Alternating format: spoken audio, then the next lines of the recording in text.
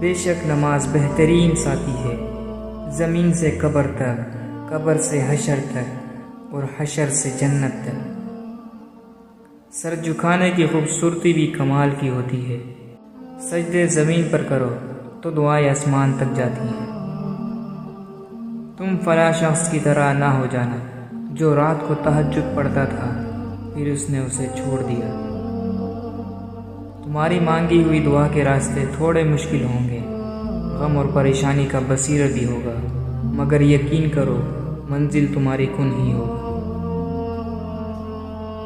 اپنے لیے بہتری کی دعا مانگو اور باقی سب فیصلے اللہ پر چھوڑ دو۔